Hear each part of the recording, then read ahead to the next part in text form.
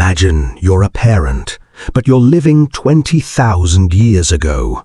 No hospitals, no doctors, no vaccines, no baby monitors, no pharmacies open 24 hours a day.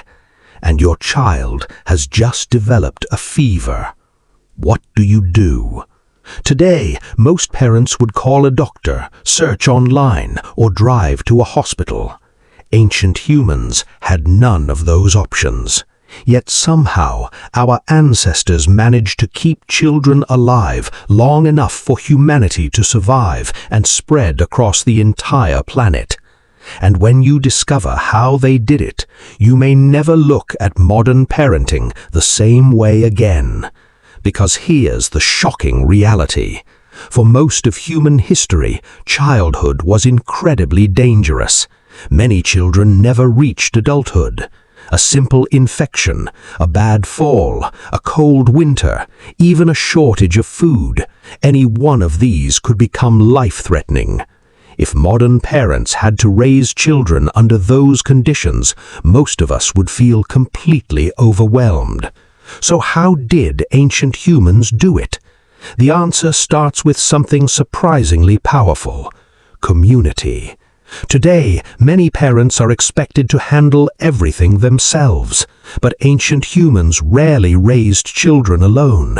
In many groups, an entire community helped care for young children.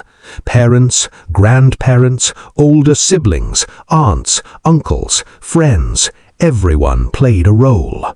Imagine a toddler wandering too close to a river. There wasn't just one adult watching, there might be several people nearby keeping an eye on them. This dramatically increased a child's chances of survival. And here's the part nobody talks about. Humans may have become successful partly because we became expert babysitters. Seriously, compared to many animals, human children require an enormous amount of care. A newborn deer can stand within hours. Human babies? They can't even hold up their own heads. For years, they depend almost entirely on adults. That sounds like a weakness, but it may actually be one of humanity's greatest strengths, because it encouraged cooperation, and cooperation helped children survive. But this wasn't even the biggest challenge. Food was. Imagine trying to feed a growing child when supermarkets don't exist. Every meal had to be found, gathered, hunted, or prepared. There was no backup plan, no delivery app, no emergency grocery run. Ancient parents constantly faced a difficult question. How do you make sure children get enough food?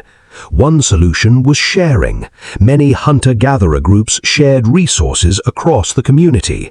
If one hunter had success, others benefited too. This dramatically reduced the risk of individual families going hungry. And what happened next was even more important. Children started learning survival skills incredibly early, not because adults wanted them to work, because knowledge itself was survival. Young children watched everything: how adults found food, how they tracked animals, how they identified safe plants, how they built shelters, how they avoided danger. Learning started almost immediately. Every day became a classroom, except the classroom was the entire world. And things get even stranger. Ancient children often had far more freedom than many modern kids. That sounds dangerous, and sometimes it was, but freedom came with experience. Children explored, observed, practiced, made mistakes. Gradually, they learned how their environment worked. By the time they reached adolescence, many already possessed skills that could help keep them alive. The real reason may surprise you. Ancient humans didn't protect children by eliminating every risk. That would have been impossible. Instead, they taught children how to navigate risk, how to recognize danger, how to respond to problems, how to become capable members of the group. And here's something fascinating. Grandparents may have played a huge role in human success. Scientists have proposed that humans benefited from having older adults who continued helping families long after raising their own children. Imagine having decades of experience available every day. Knowledge about food, weather, plants, animals, seasons, health. That wisdom could be passed directly to younger generations, and it may significantly improve children's chances of survival. But life was still incredibly difficult. Illness remained one of the greatest threats. Ancient humans didn't understand germs the way we do today. They didn't have antibiotics. They didn't have modern medicine. Yet many groups developed practical knowledge through observation. Certain plants seemed helpful. Certain behaviors reduced problems. Certain foods aided recovery. No, these methods weren't perfect, but they were often better than doing nothing. And over thousands of years, useful knowledge accumulated. Generation after generation, parent after parent, child after child. What modern people often get wrong is imagining ancient parents as primitive or careless. In reality, they were highly invested in their children's survival, just like parents today. The tools were different, the challenges were different, but the goal was exactly the same. Keep the child safe, help them grow, give them a future. And that's where the biggest lesson appears.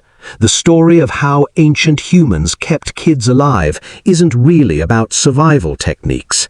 It's about cooperation. Because no parent had all the answers. No individual could handle every challenge alone. Success came from families working together, communities sharing responsibility, knowledge being passed from one generation to the next.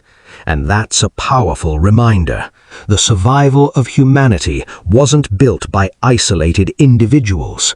It was built by people helping one another, teaching one another, protecting one another.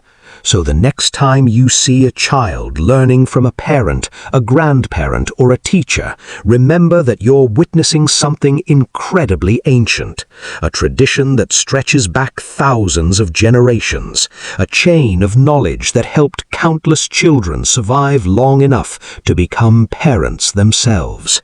And if that chain had ever been broken, none of us would be here today.